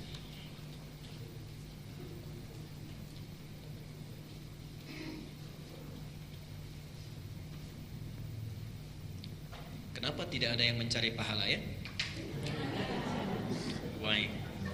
Bapak tahu keutamaannya berbuat baik di bulan Ramadan? Baik ya. Hadisnya qudsi, Kitabus Siyam Al-Bukhari, nomor hadis ketiga dari Abu Hurairah. Perhatikan potongan kalimat hadisnya. As-siyamu li wa ana ajzi bihi. As-siyamu li wa ana ajzi bihi. Puasa itu hanya ditujukan untukku dan aku yang langsung memberikan pahalanya. Belum selesai sampai di situ hadisnya. Perhatikan. Wal hasanatu bi asyri amsalihha. Setiap kebaikan yang dilakukan oleh orang yang puasa, aku gandakan 10 kali lipat dibanding hari yang lainnya. Dibanding hari lainnya. Kalau antum misalnya melakukan kebaikan, misal baca Quran berapa pahalanya satu huruf? 10. Alif lam mim misalnya. Alif ini 10. Misal hitung-hitungan saja. Kalau Ramadan dilakukan kali lagi 10. Jadi berapa? 100. Jadi kalau di bulan Ramadan gak ada yang baca Quran cuma sehuruf saja, itu keterlaluan. Sudah dinaikkan, gitu kan? Pahalanya nggak mau baca, itu keterlaluan. Okay? Karena itu sepanjang ada peluang kebaikan, cepat lakukan, digandakan 10 kebaikan. Jadi kalau bapak cuma ngehapus sebelum Ramadan itu cuma 1.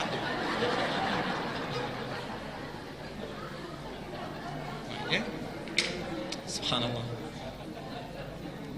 Baik.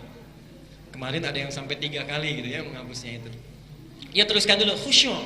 Al-khusyuk.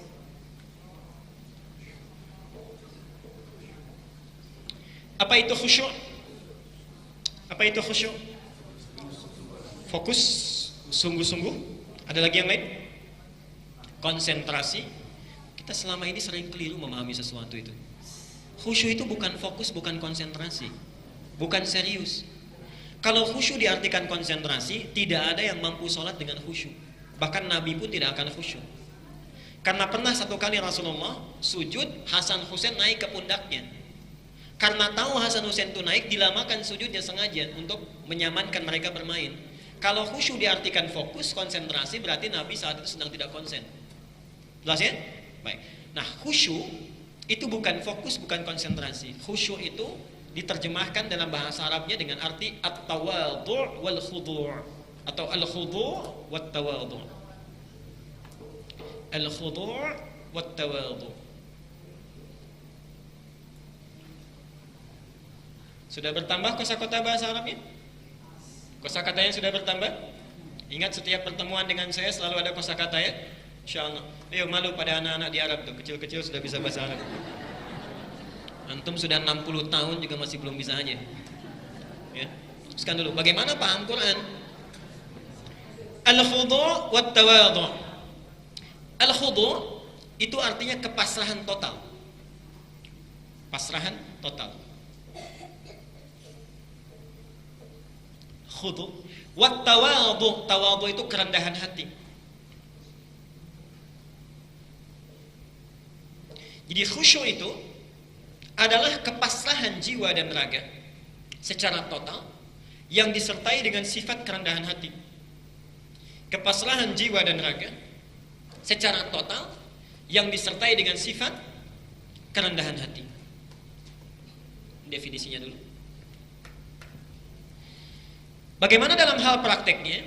Ternyata Bapak Ibu sekalian, khusyuk itu dalam fikih salat itu dibagi kepada 3 bagian. Ada 3 fase. 1, khusyuk saat akan sholat, sebelum sholat, persiapannya sesaat sebelum sholat. Yang kedua, khusyuk saat sholat. Dan yang ketiga, pasca sholat atau setelah sholat, sesaat setelah sholat. Pasrahan jiwa dan raga secara total yang disertai dengan kerendahan hati ditunjukkan dengan 3 fase ini: sebelum sholat, saat sholat, dan pasca sholat. Kita akan fokus pada yang ini dulu. Ternyata sebagian orang memahami khusyuk itu hanya sebatas saat sholat. Tapi nas Al-Quran dan hadis Nabi SAW menunjukkan kepada kita ternyata proses khusyuk itu dimulai sejak saat akan sholat. Dimulai sejak saat akan sholat. Bagaimana petunjuk yang pertama? Lihat ayat 46-nya Al-Baqarah. Tadi ayat 45 dan 46-nya. Wasta'inu bis-sabri was-salah wa innaha lakabiratun illa 'alal khashi'in. Jika punya persoalan, maka minta tolonglah pada Allah dengan cara ikhtiar, dengan sabar dan salat. Sulit salat itu dilakukan kecuali bagi orang khusyuk. Siapa mereka? 1. Perhatikan. Alladzina yadhunnuna annahum mulaqu rabbihim. Alladzina yadhunnuna annahum mulaqu rabbihim. 1 dulu ini.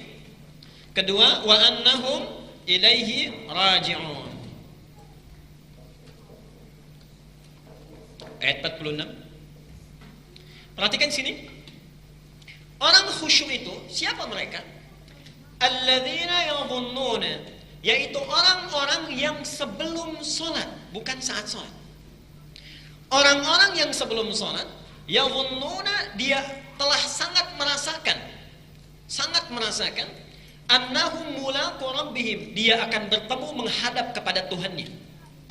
Di ciri orang khusyuk itu sebelum sholat dia sudah punya rasa, sudah akan yakin menghadap, memenuhi undangan Allah, menghadap kepada Allah Subhanahu wa Ta'ala. Baik, tadi azan apa artinya?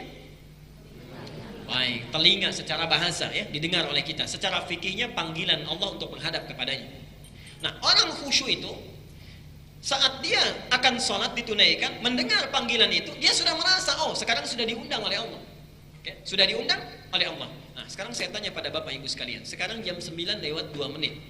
Kalau kita jam 10, alhamdulillah, jam 10 kita diundang oleh Pak Gubernur untuk insya Allah brunch, breakfast and lunch, ya.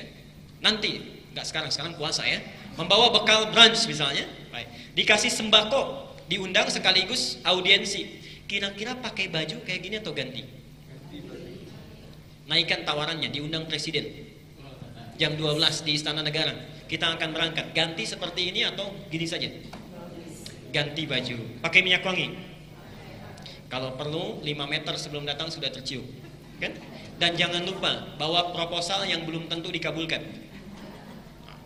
Kalau antum bertemu dengan sosok manusia saja, bertemu dengan manusia saja, persiapan kita sudah sedemikian bagus adanya, dijadikan kita siap-siap dengan baik, parfumnya baik, pakaiannya baik dan sebagainya, yang permohonan kita belum tentu dikabulkan. Kenapa ketika dipanggil oleh Allah penampilan kita biasa-biasa saja?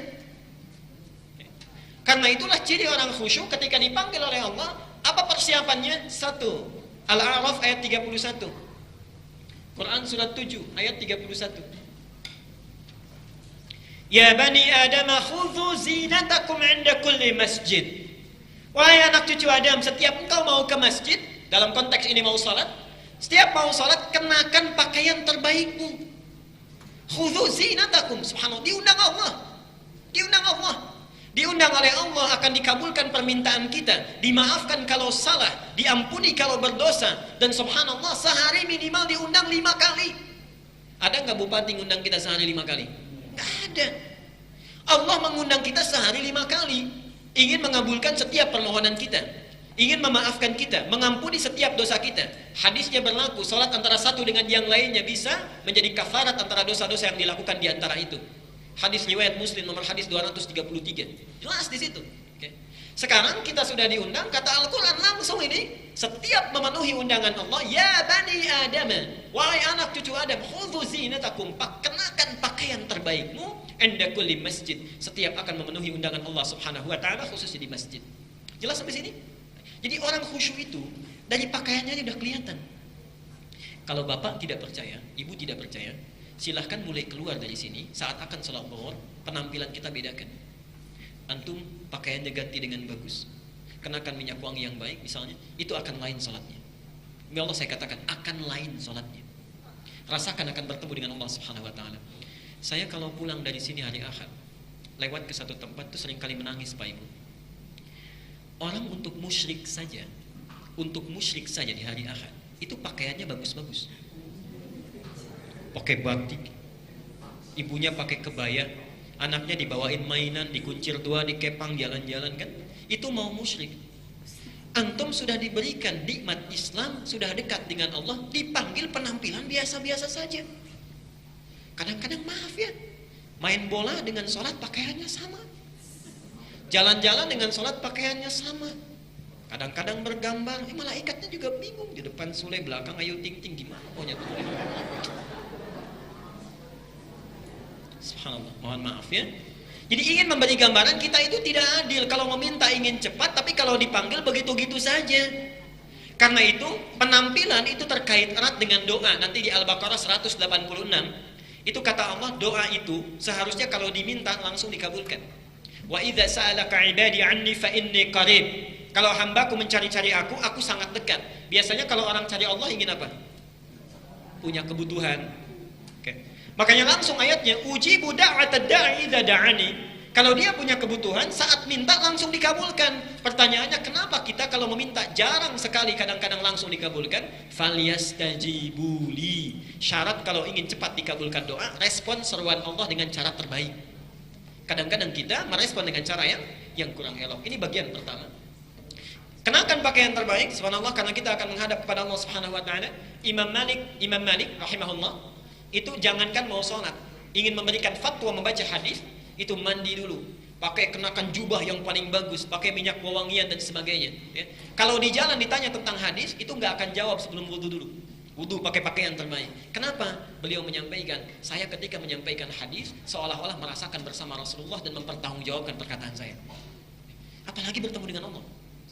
Yang kedua, orang khusyuk sudah siap dengan pakaiannya. Yang kedua, dia sempurnakan wudunya, berwudu. Dalilnya Quran surah 5 Al-Maidah ayat ke-6. Ya ayyuhalladzina amanu idza qumtum ila shalah faghsilu wujuhakum wa aydiyakum ila al-marafiq, dan seterusnya ayat. Wahai orang-orang yang beriman, apabila kalian ingin menyempurnakan salat, begitu terjemahnya. Ya. Di qumtum itu dari kata qama, Idza qumtum ilas shalah. Itu artinya menunaikan dengan sempurna. Artinya ada orang sholat yang tidak sempurna. Jika kalian ingin menyempurnakan sholat, maka berwudulah terlebih dahulu dengan membasuh wajahmu, tangan sampai dengan siku. Awas, bukan siku sampai tangan, tapi tangan sampai siku. Awas, saya pernah terangkan ini ya. Jadi wudunya tidak ada lagi yang dari siku ke tangan, kerannya dibuka dari siku ke tangan, tidak. Yang dimaksud dari tangan ke siku baru dialirkan. Sampai selesai ini kita lakukan. Jadi satu, diminta menyiapkan pakaian terbaik. Yang kedua, sempurnakan wudu. Bahkan Nabi menyampaikan kepada orang yang kurang baik salatnya, idza qumta ila shalah fa asbighul wudu. Kalau engkau ingin menunaikan salat dengan sempurna, sempurnakan dulu wudumu. Itu satu. Baik. Kapan ini dilakukan? Dan kenapa ini mesti dilakukan? Lihat sini. Ini persis dilakukan maksimal saat azan. Saat azan. Allahu Akbar, Allahu Akbar. Langsung kita siapkan pakaian terbaik. Kemudian wudu kita sempurnakan dengan baik. Kapan dilakukan? Saat azan. Jadi coba saling bekerja sama ya ibu bapak sekalian. Bagi ayah yang di kantor pulang, kadang-kadang kan suka lupa sholat demikian saja. Ya ibunya yang menyiapkan pakaiannya. Sholat terkait erat dengan kebahagiaan. Yakin pada saya kalau anak benar sholatnya itu akan terbuka kecerdasannya. Kadang-kadang orang tua lupa, pulang dari sekolah pakaian seperti itu saja. Bapak ibu siapkan pakaian terbaiknya, bimbing wudunya dan sebagainya. Satu ini, sekarang dulu. Baik. Kenapa ini penting dilakukan? Karena kita akan berjumpa dengan Allah, menghadap kepada Allah. Kemudian, nah ini kaitannya. Wa annahum ilaihi raji'un. Ini ciri yang ketiga. Di orang khusyuk sebelum sholat, dia pakai pakaian terbaik, siapkan wudhu dengan baik. Dan yang ketiga, perhatikan di sini, kenapa kita mesti mengenakan pakaian terbaik dan wudhu dulu dengan sempurna? Wa annahum ilaihi raji'un. Maaf, kalau ada orang yang meninggal dunia apa yang diucapkan?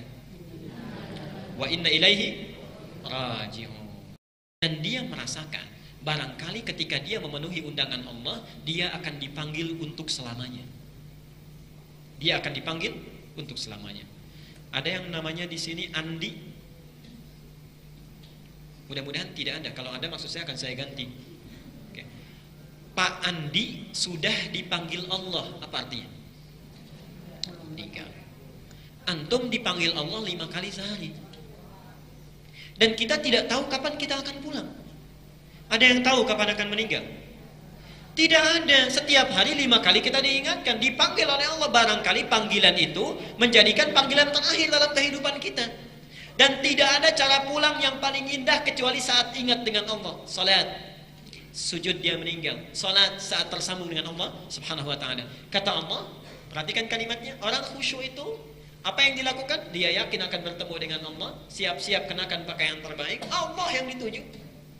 Wudu dia, kenapa dengan wudu? Karena dia sempurnakan dulu, bersihkan jiwanya, bersihkan hatinya, sehingga ketika wafat menghadap Allah tidak perlu dibutuhkan lagi oleh orang lain. Dua sampai sini. Kapan isyarat yang kedua ini dilakukan? Ini saat adzan, yang ini saat iqamah. Iqamah. Di antum kalau sudah masuk masjid, kemudian ada iqamah, Allahu Akbar, Allahu Akbar, kan? Nah itu maksudnya hadirkan diri kita, bersiap menghadap Allah dan rasakan barangkali ini sholat terakhir saya, mungkin saya pulang. Jelas sampai sini? Kalau orang sudah melakukan tahapan ini, itu insya Allah hatinya tersambung dengan Allah. Lahir kepasrahan, lahir ketundukan, bersiap. Coba antum ingat-ingat berapa dosa yang dibawa sebelum sholat. Barangkali diwafatkan dosa kita masih banyak. Karena itu nanti kita akan bahas kenapa kita membaca Allahumma ba'id baini wa baina khataya ya. Itu nanti rumusnya dibaca sambil merasakan kesalahan apa yang kita bawa sebelum sholat. Nanti kita akan bahas itu. Jelas sampai sini? Jadi intinya setiap akan sholat persiapkan 2 hal ini. Alhamdulillah. Mungkin kita akan pulang, lalu setiap akan mulai sholat dipanggil melalui iqamah, rasakan ini, kemudian imam langsung mengingatkan kembali kepada kita. Perhatikan bagaimana imam mengingatkan. Imam berbalik, kemudian melakukan 3 hal. Awas yang fikih imam di sini penting. 3 hal yang dilakukan oleh imam. 1, melihat siapa yang sholat. Dengan melihat ini, dia akan memetakan surat apa yang bisa dibaca, umumnya bisa memenuhi kepentingan makmum. Kadang ada orang yang transit, kan? Kadang ada orang yang tidak kuat berdiri lama dan sebagainya, dipilih ayat yang sesuai dengan umumnya makmum. Hati-hati nih, bukan hanya sekedar balik, istaqimu balik lagi, tidak. Lihat barangkali ada yang buru-buru, tidak kuat berdiri, dari situ dipilih surat yang sesuai. Satu itu. Yang kedua, memimpin menunjukkan supaya barisan itu rapi dan lurus. Maksudnya, rapi, lurus. Dan yang ketiga, mengingatkan kekhusyuan makmum ketika akan sholat. Mengingatkan kekhusyuan makmum ketika akan sholat. Semua isyarat ini tidak ada lafaz khususnya, kecuali isyarat umum saja yang dimintakan oleh Al-Quran dan Sunnah Nabi SAW. Jadi tidak usah pakai bahasa-bahasa yang khusus, karena tidak ada yang khusus. Di Arab pun bahasanya beda-beda. Dan tidak mesti pakai bahasa Arab. Tidak mesti pakai bahasa Arab, sekalipun boleh ditegaskan dengan kalimat Arabnya. Contoh, sering ya, istaqimu fala takhtalifu fakhtalafat qulubukum. Paham gak? Kan? Makanya gak ngerti, biasa aja gitu. Ada yang pegang handphone, ada yang baca SMS dulu, ada yang lihat kan. Coba yang kedua, Bapak Ibu mohon rapatkan, luruskan safnya, tenangkan hati kita, khusyukkan, barangkali ini sholat terakhir kita. Enak pertama, enak yang kedua. Kenapa? Ngerti. Itu pentingnya belajar hadis. Jadi tidak semua itu harus menggunakan bahasa yang khusus. Sepanjang isyaratnya umum, boleh dengan bahasa kita. Di Arab pun macam-macam sekarang. Subhanallah, saya terakhir itu di sana, bahkan di sebagian di Makkah, di Masjid bin Baz, wilayah Aziziyah, setelah Mahbas Jin itu. Saat kami sholat di sana, itu imamnya berbalik. Istaqimu, aqfilun naqal, ij'al al-ittisal ma'al khaliq, wa la taj'al al-ittisal ma'al makhluq, katanya. Sebagian kawan tuh mencatat, dikira hadis. Pulang ke Indonesia disampaikan itu. Bapak Ibu tahu terjemahannya. Rapatkan, luruskan. Tolong matikan handphone. Jadikan hubungan itu dengan sang khalik, jangan tersambung dengan makhluk. Zaman Nabi ada handphone gak? Gak ada. Oke. Disilakan berbalik, rasakan itu, kemudian tegaskan. Setelah kita mengucapkan khusyukkan, baru boleh istaqim. Balik. Jelas sampai sini?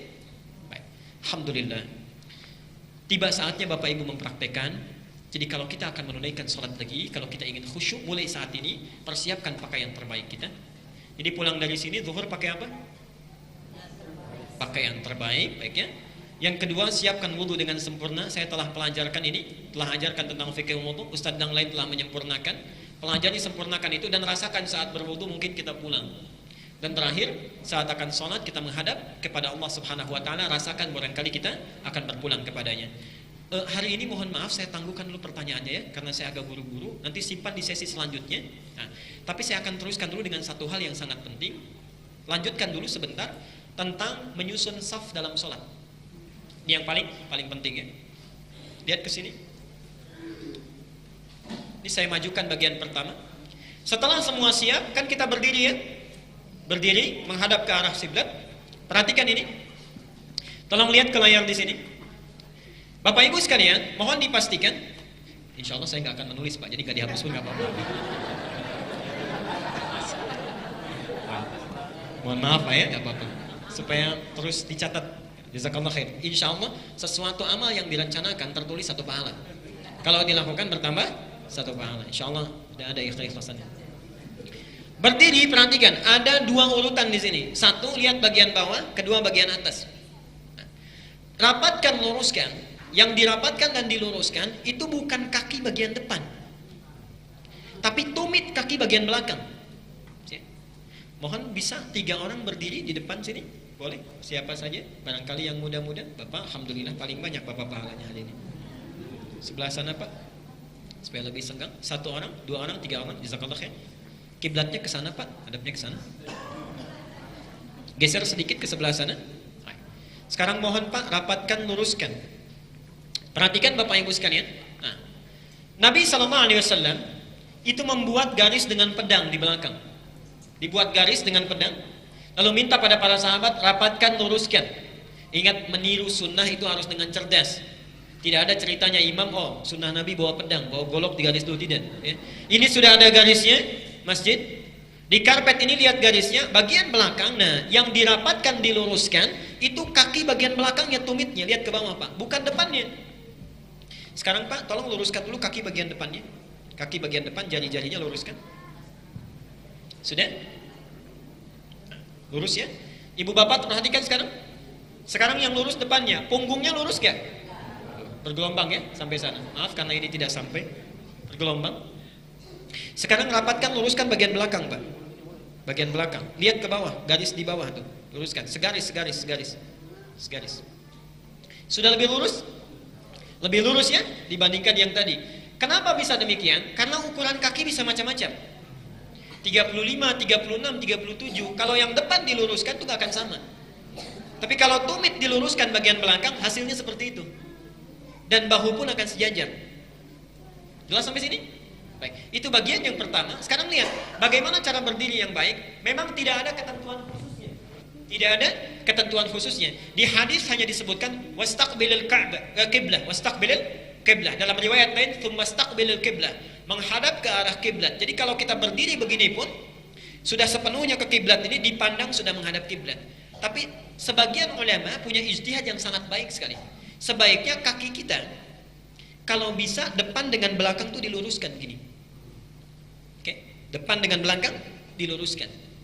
Jadi kadang-kadang kan kalau kita berdiri depannya bengkok ya, kanan kiri begini, belakangnya lurus ya. Baik. Jadi membentuk garis seperti ini. Nah, itu dipandang sah menghadap kiblat, tapi yang terbaik kalau bisa depannya lurus, belakang lurus. Sekarang lihat. Pak, mohon maaf, ikuti saya, kakinya begini, Pak. Kakinya begini. Rapatkan. Lihat ke sini. Bagian yang pertama, lihat ke bawah. Ada celah nggak?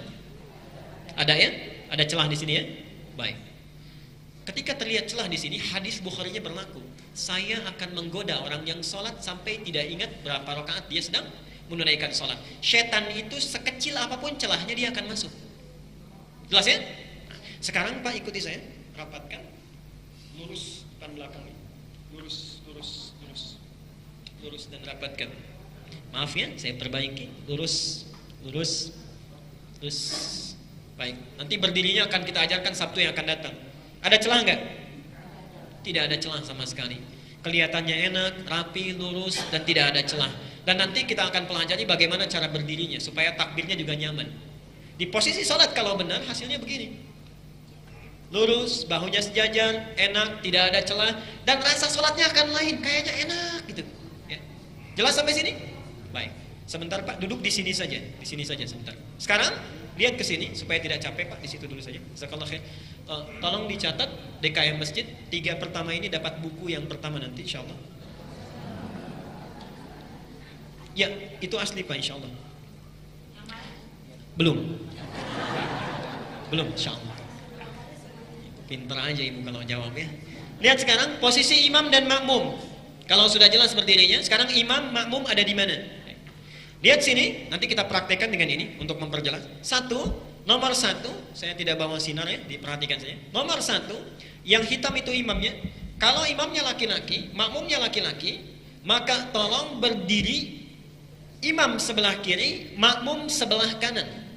Oke? Dan imam lebih maju sedikit dibandingkan dengan makmum. Pak, mohon berkenan satu di sini, tidak usah ke sana. 2 orang saja dulu. Kiblatnya ke sini Pak. Kalau ke sana sedang Piala Dunia. Maju sedikit Bapak. Nah, baik, sedikit. Kacamata mau dipakai mau dilepas Pak. Ingat kita sedang sholat. Baik, perhatikan ke sini. Ini imam, ini makmum. Tidak usah ada jarak, dempet saja. Tidak usah ada jarak, dempet saja ya. Sebagian ada yang mengatakan jarak 1 kepalan tangan. Tapi hadisnya mengatakan, sebentar Pak. Hadisnya mengatakan, kalaupun ada celah setan masuk.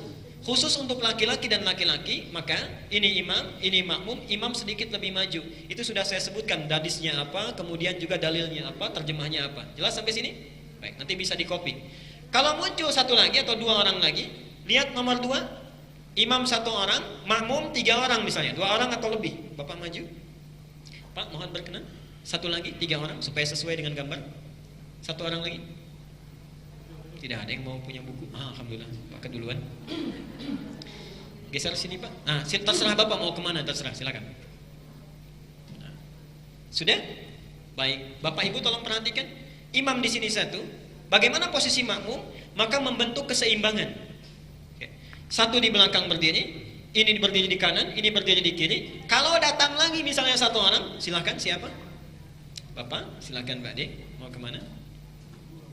Jazakallah khair. Beliau kesini karena paling dekat. Oke. Yang paling utama ke kanan dulu, Pak. Oke, kanan dulu. Apa-apa.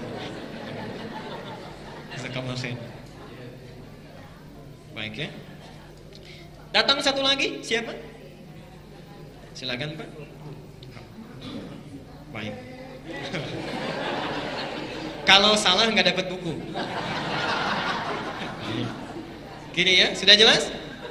Ada ke kanan, ada ke kiri. Nah, begini seterusnya. Jadi buat keseimbangan. Kanan, kiri sampai seimbang. Jadi jangan ke kanan saja, jangan ke kiri saja. Dan yang paling keliru kalau kita menyendiri, tiba-tiba di pojok sendirian.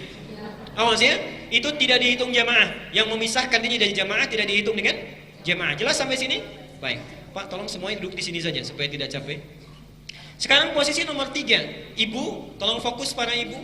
Tidak usah memberi contoh ya. Tapi insya Allah kalau ada buku lebih nanti dikasih. Nomor 3, imamnya perempuan. Maaf, imamnya laki-laki, makmumnya perempuan. Imam laki-laki, makmum perempuan. Posisinya bukan di kanan, bukan di kiri, tapi makmum tepat di belakang imam. Bapak, mohon maaf, bangun. Ayah menjadi imam, ibu menjadi makmum. Bayangkan saja, Pak ya. Posisinya bukan di kanan, bukan di kiri, tapi tepat di belakang. Jelas? Oke. Itu dalilnya saya cantumkan, di bawahnya tinggal dibaca hadisnya sahih. Nomor 4. Nomor 4, imam, ada kakak anak laki-laki tertua, makmumnya ibu. Kakak tertua apa? Silakan. Udah tua. Dijawab aja. Nah, ini baik sekali. Di sini, di samping kanan, ibu tetap di belakang. Nah, sekarang imamnya perempuan, makmumnya perempuan. Bapak turun dulu. Imam perempuan, makmumnya perempuan. Bapak ada di mana? Bapak ada di mana? Silakan. Ini imam, ini makmum. Ini benar posisinya, berdiri sejajar. Berdiri sejajar. Tidak ada yang lebih maju. Dalilnya nanti riwayat Aisyah radhiyallahu anha, kan? Dilihat nomor 5 ibu. Baik. Ini imam, ini makmum. Sekarang maju satu orang lagi, Pak, perempuan. Bapak kemana? Nah, nggak apa-apa karena belum pernah jadi perempuan, nggak usah ditunjukin, Pak. Samping, baik, kiri. Kanan kiri seimbang seluruhnya. Imam tetap di tengah dan tidak perlu maju, Bu ya. Tetap lurus, posisi sejajar, tidak perlu maju. Nanti dalilnya sudah ada di sini ya, didapati. Silahkan duduk, Pak, semuanya di sini saja. Sekarang perhatikan bagian terakhir. Ini boleh nanti di copy. Bagian terakhir ini disebutkan oleh Abu Hurairah adalah disebut sebagai sunnah yang hilang. Sunnah yang hilang. Kenapa dinamakan demikian? Karena ada sementara orang yang tidak paham dengan itu sehingga jarang dipraktekkan. Apa sunnah yang hilang itu? Bapak berdiri, imam. Baik, Pak, silahkan semuanya berdiri. Rapat saja lo nggak apa-apa, karena contoh saja. Bapak di sini, Pak, di garis. Satu orang lagi ada yang mau bergabung? Pak Bakri silakan. Nah, sebentar, Pak. Lihat di sini ya. Sebentar.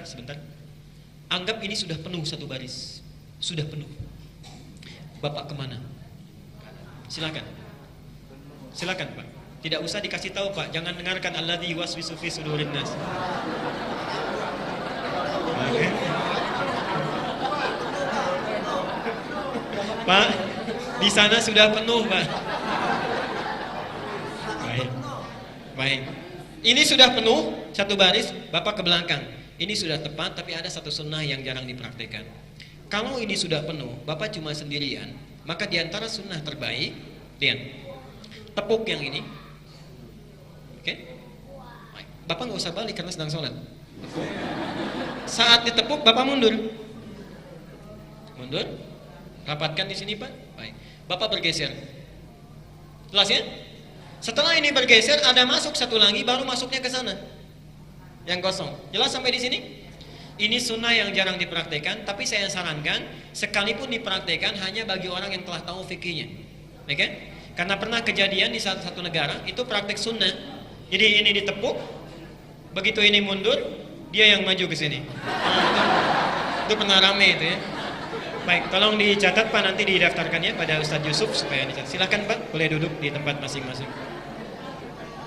Allahumma shalli ala Muhammad. Bapak Ibu sekalian, waktu saya hanya sampai 9:30 untuk hari ini. Jadi mohon maaf kita berhenti dulu di sini. Tugas saya selesai untuk menyampaikan pengantar bagian pertama. Tugas Bapak Ibu mengamalkan, tidak ada lagi yang salah untuk sholat. Maaf Pak. Untuk Bapak zuhur ini saya ingin lihat. Jadi mulai saat ini sholat di sini, lihat perhatikan safnya, luruskan seperti bagaimana tadi kita membentuknya, oke? Amalkan ini dengan baik. Semoga dengan amalan itu kualitas ibadah kita menjadi bertambah baik. Ya, itu satu. Yang kedua, nanti kita akan ambil satu sesi di hari Sabtu, tapi saya belum tentukan waktunya. Insya Allah kalau tidak ada halangan Sabtu ketiga. Sabtu ketiga ya. Di tanggal 5, tanggal 12, tanggal 19. Insya Allah tanggal 19 kita akan membahas khusus materi sholat. Apa yang kita pelajari dari mulai takbir sampai dengan salam. Ya. Takbir sampai dengan selesai kita salam. Ya, baik. Semua ini filenya boleh di copy dari sekarang. Silahkan bagi yang membawa flash disk, saya berikan kemudahan untuk mengcopy. Semuanya boleh dan boleh silahkan disebarkan. Untuk Sabtu, silahkan baca dari kitab manapun. Kalau ada yang ingin ditanyakan, kita akan buka waktu yang luas untuk berdiskusi. Ya, termasuk nanti saya buka beberapa referensi. Ada buku-buku yang bagus bisa kita baca. Misal Sifat Salat Nabi, itu ada 2 kitab. Yang pertama dikarang oleh Ibnul Qayyim Al-Jauziyah, Sifat Salat Nabi. Diamati oleh muridnya, ya, yang tidak bertemu, Syekh Muhammad Nasiruddin Al-Albani, mengarang kitab selanjutnya sama judulnya, Sifat Salat Nabi juga. Itu silahkan bisa dibaca menjadi sebagian dari referensi kita. Tapi nanti sebagiannya ada yang ingin saya uraikan dengan lebih lengkap. Saya kira itu, semoga Allah memberikan kebaikan kepada kita. Bila ada benar sesuai Al-Quran dan Sunnah silakan diamalkan. Bila tidak sesuai tinggalkan, ambil pendapat lain lebih sesuai. Bila benar dari Allah dan Rasulnya, salah dari saya mohon dimaafkan. Kita tutup dengan doa kifaratul majlis bersama-sama. Subhanakallahumma bihamdika asyhadu an la ilaha illa anta astaghfiruka wa atubu ilaik. Wa akhiru da'wana alhamdulillahi rabbil alamin. Wal 'afwu minkum. Assalamualaikum warahmatullahi wabarakatuh.